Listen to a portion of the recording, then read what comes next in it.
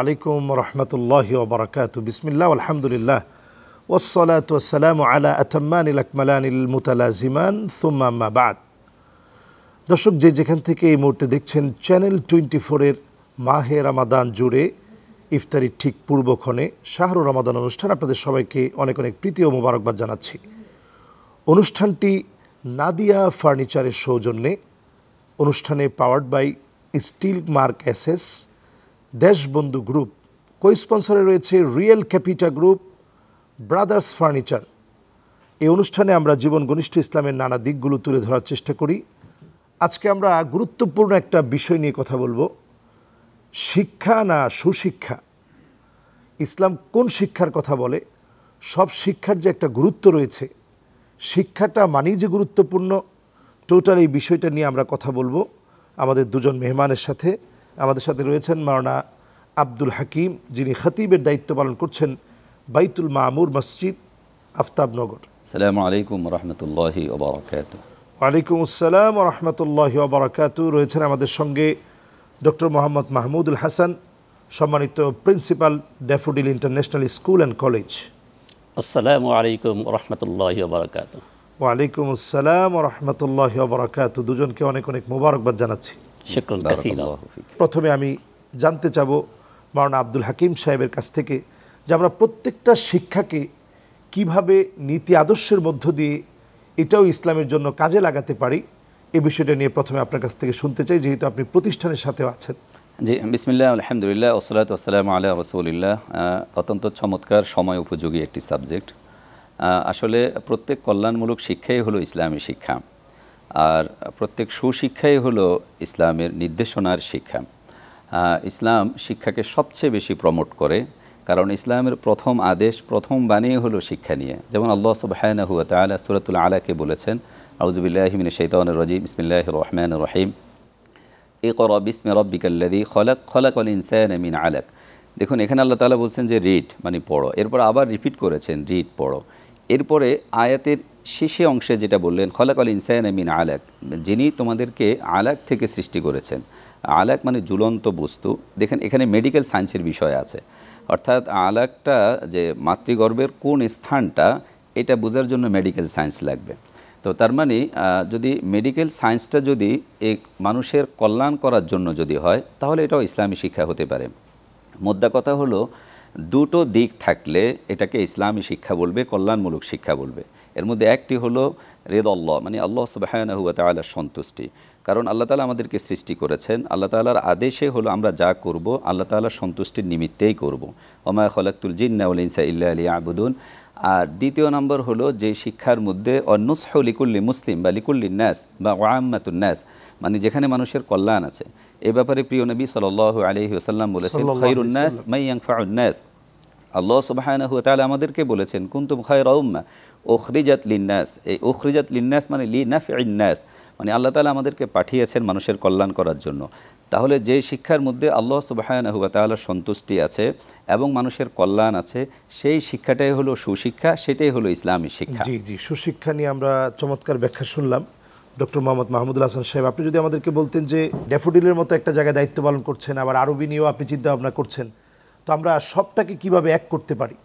চমৎকার একটি বিষয়, যে বিষয়টি বর্তমান সমাজে এবং বর্তমান সভ্যতায় শিক্ষাকে মানুষ ব্যাখ্যা করতে করতে এমন একটা জায়গা নিয়ে গেছে, যে জায়গাটাকে দুইটা দ্বিমুখী একটি প্রতিদ্বন্দ্বিতামূলক একটি শিক্ষা ব্যবস্থা চালু করেছে। কেউ বলেছে ওয়েস্টার্ন কালচার এডুকেশন, কেউ ইসলামিক কালচার এডুকেশন। আসলে এডুকেশন যদি আমরা মিন করি, যেটাকে আমরা ইংলিশে এডুকেশন বলছি, এডুকেশনকে মিন করতে হলে itself is the moral education.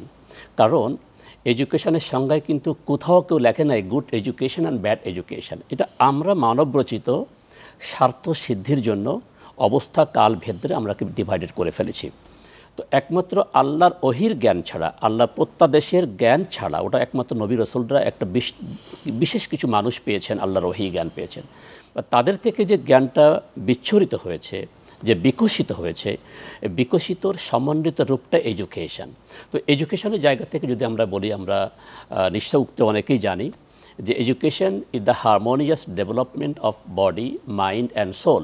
I think this is the best definition for exploring the educational thought and themes. কারণ একটি সুন্দরভাবে অ্যারিস্টটল শিক্ষার সংজ্ঞায় বলেছেন, the education which must be impacted with the morality and moral practices. এটা অ্যারিস্টটলের একটা আলোচনার মধ্যে এসেছে লিটারারি টেক্সটের মধ্যে, যে যেই শিক্ষার মধ্যে যে নৈতিক চর্চা রয়েছে সেটাই প্রকৃত শিক্ষা। তাহলে আমরা এখন বাংলাদেশে বা আমাদের প্রেক্ষাপটে সুশিক্ষাটা যুক্ত করি, একটা উপসর্গ যুক্ত করে থাকি, এটা টোটালি আননেসেসারি, কোনো প্রয়োজন নেই। তো আমরা আমাদের দেশের শিক্ষা ব্যবস্থা দেখে থাকি, অনেকগুলো কারিকুলাম রয়েছে। আমাদের কারিকুলামটা শুনবো ইনশাআল্লাহ। দর্শক, সময় হয়েছে ছোট্ট একটা বিরতি নেবার, নিচ্ছি বিরতি, ফিরে আসবে এক্ষুনি, সেই পর্যন্ত আমাদের সাথেই থাকুন।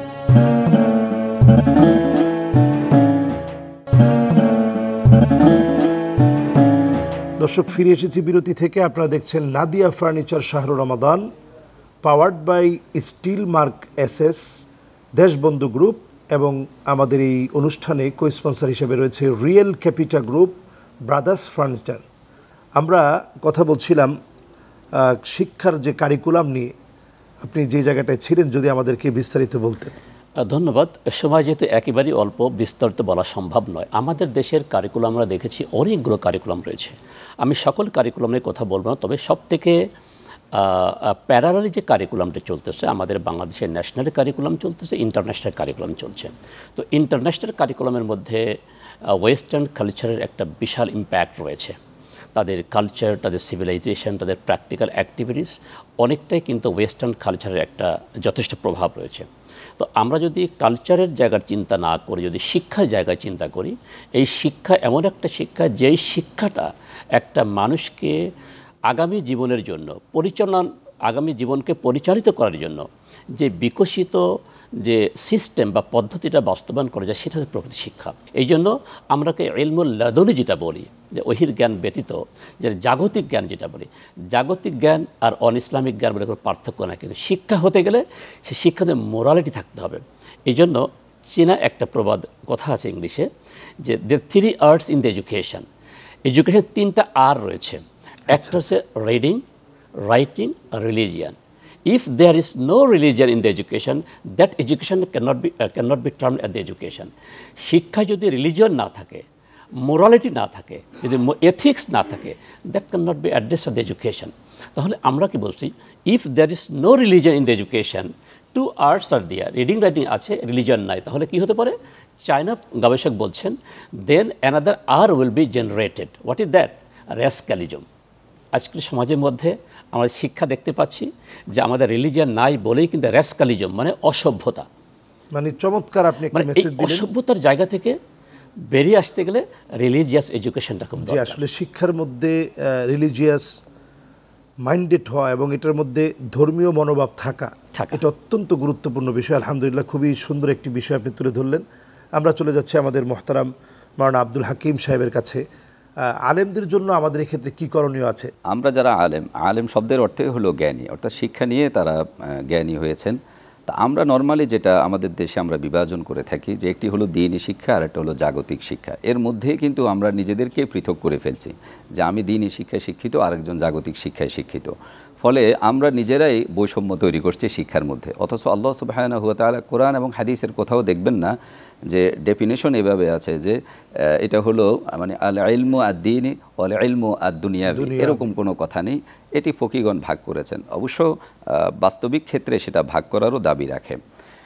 আল্লাহ সুবহানাহু ওয়া তাআলা জ্ঞানটাকে বারবার প্রমোট করেছেন। যেমন আল্লাহ তাআলা বলছেন যে আল্লাহর পরিচয় জানতে গেলে একজন ব্যক্তির প্রথম প্রায়োরিটি হলো জ্ঞান ভিত্তিক পরিচয় জানবে। যেমন আল্লাহ তাআলা বলছেন, এবং ইমাম বুখারী রাহিমাহুল্লাহ তিনি বলেছেন, একটি অধ্যায় নিয়ে আসছেন বুখারী শরীফে, অর্থাৎ সেটি হলো আমলের আগে জ্ঞান।